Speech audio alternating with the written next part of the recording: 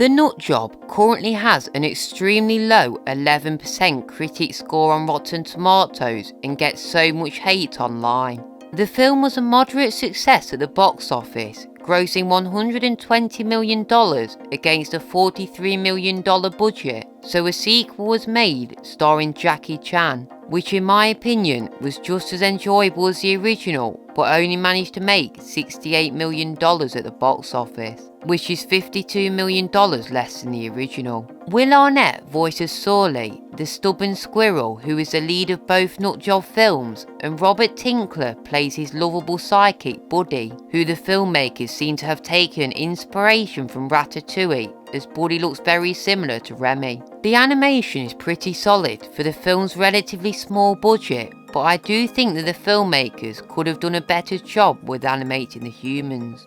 I can't recommend the Nutjob movie as I'm in the minority in actually enjoying them, but I will say it might be worth checking out the trailer to both films to see if it's your type of film. Ice Age Collision Course gears more towards kids than the previous Ice Age movies, but it's still some wacky fun nonetheless. I really like the love story of Sid and his girlfriend Brooke, voiced by Jessie J, and the animation is a huge improvement when compared to Blue Sky's first two Ice Age films. I also love that Buck was brought back and was given his own subplot, and thought this was Scrat's best appearance out of any Ice Age movie, as he got to travel to space, which lent itself well for some great visual comedy. Critics only gave the film an 18% on Rotten Tomatoes, but it did still make a fair amount of money at the box office, earning a worldwide total of $408.6 million worldwide. Polar Express is one of those films that I watch every single Christmas. It's the only motion capture film that I can stand, as unlike with most motion capture features, the character designs don't look ugly. The film tells a heartwarming story about a boy who boards a train that is going to the North Pole. He meets a train conductor voiced by Tom Hanks, who is so likeable, and I especially loved his Hot Chocolate single. You'd think that Polar Express is a type of film that would be beloved by pretty much everyone, but it only received a 56% critic score, giving it a Rotten Tomato.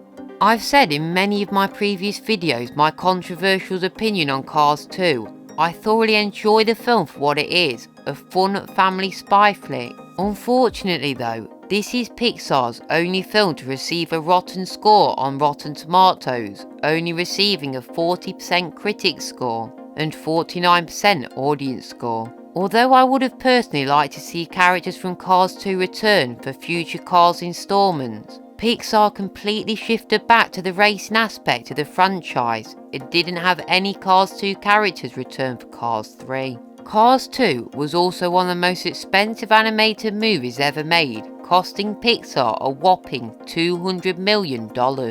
I was shocked to find out that critics didn't take well to a Goofy movie. It's a lightning in a bottle type film, as a movie centered around Goofy and his son Max really shouldn't have worked, but it surprisingly did thanks to Goofy's and Max's heartfelt relationship. It's a cult classic within Disney forums on social media, but for whatever reason didn't appeal to critics, as the film only received a 59% critic score. On the flip side, the audience score is a solid 70%, and it has risen in popularity over the last few years, so Disney could have future plans for another Goofy movie or Disney Plus series. Thanks for watching the video. Let me know your favourite animated movies that has a rotten score on Rotten Tomatoes in the comment section below.